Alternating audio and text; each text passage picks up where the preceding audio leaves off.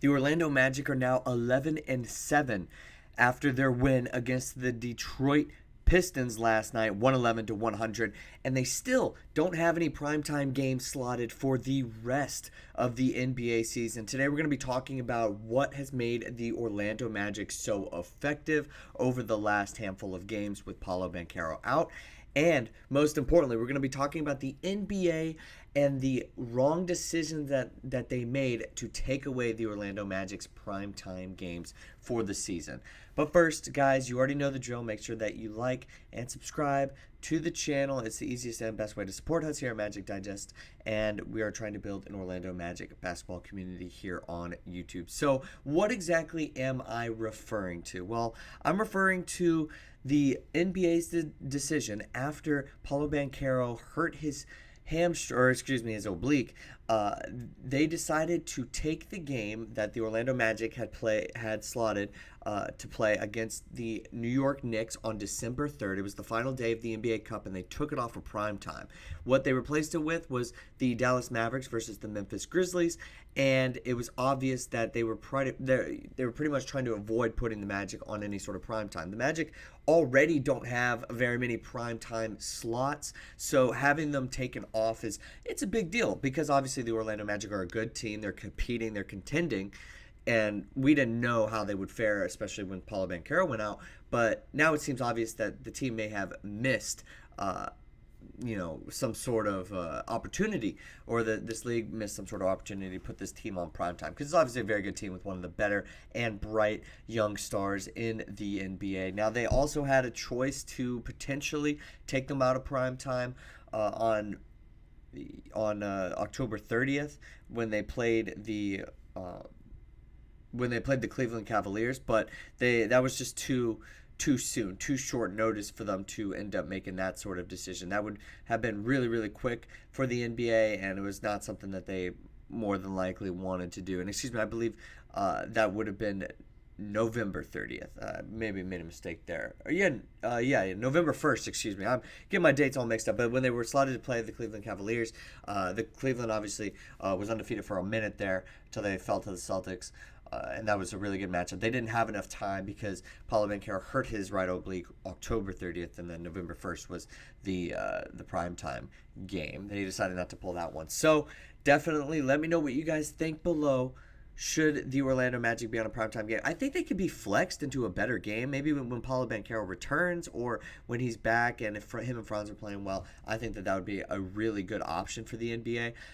They're already the Magic, that is a team that gets passed up for those TNT games, those games that are on Tuesdays and Thursdays. They don't really have the primetime draw, and I get that, but would be nice to see the third/fourth team in the Eastern Conference get some decent primetime notoriety.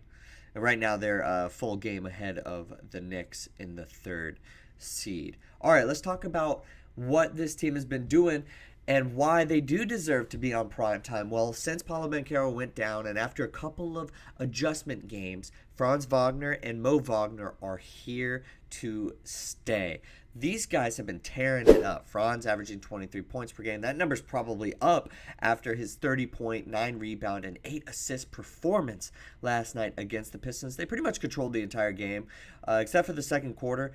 They got out to a bigger lead, 33-21, and then lost the second quarter by 9 points, but won the third and then won the fourth, which is obviously the more important point of emphasis there, is that they won the rest of those quarters, especially the second half. Jaden Ivey had 19 points, but he was not efficient. He was 6 of 16 from the field. And Mo Wagner was good once again for the Orlando Magic. He had 18 points, 7 boards, and 5 assists. Mo and Franz have led the team in points over the last handful of games. I believe I saw a stat on that. They have been really good. Wagner coming off the bench has been really, really great for this team.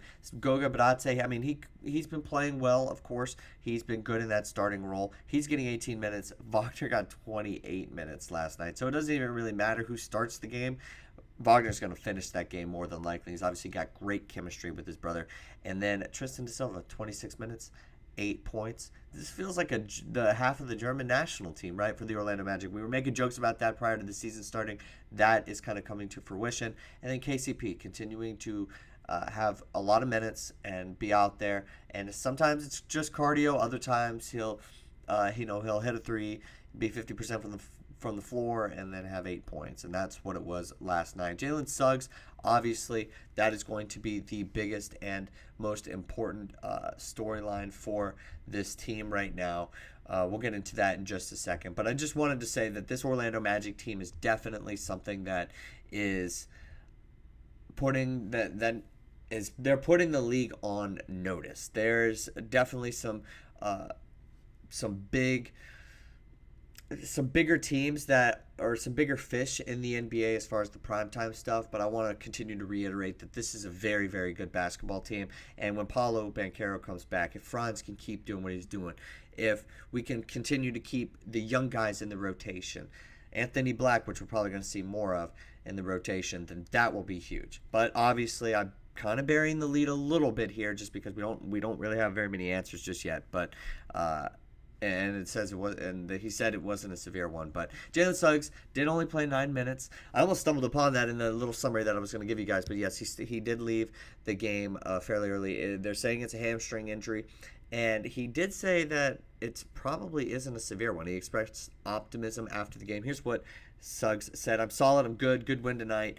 And kind of pretty much left it at that. Jamahl Mosley said sore left hamstring, so we're going to see how he responds to treatment. Now, the reason I'm not too cut up about this, and probably you guys aren't either, is because Anthony Black is probably also ready to take the reins. He got 32 minutes last night. Obviously a bit of an uptick there, but he had 11 points, 5 assists. He looked good. Jet Howard also playing.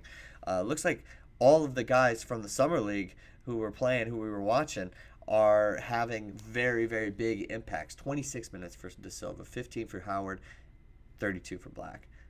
Between them, they combined for 29 points yesterday, and obviously 6 assists and 11 rebounds among those three. That's really, really good. You really love to see it. Anthony Black should slot in as the starting point guard for any of the games that Jalen Suggs is not playing. I don't think that any sort of KCP trust has been warranted, nor do I think Cole Anthony has been warranted. So we'll see what the Orlando Magic end up deciding to do with that. You guys can choose to answer whichever question you want from me that I end up posing to you guys. I'm going to obviously ask who do you think should take over for Suggs and be in the starting lineup. So you got that question and the one that I posed earlier. The Magic go and play the Hornets tomorrow night. LaMelo Ball just had a 50-piece. But I don't believe it was enough for the Hornets. The Bucks are kind of playing much better basketball. Hornets lost that game, I believe, by 6 points. So control LaMelo out in the perimeter. Sucks that you're losing Suggs. He probably won't play on Monday, but the team should probably still end up being able to get a win against the Hornets. I believe this is the second time that we have played the Hornets. Yes, we opened up group play against them, 114-89. So we'll see exactly what happens with that, but thank you guys so much for watching. I'll continue to try to pump out as much Magic content as I can for you guys. Let me know what you think of the team, of the couple of questions that I asked. But that's all the time I have for you guys right now. Thank you so much for watching, and I'll see you guys next time with some more Orlando Magic basketball content.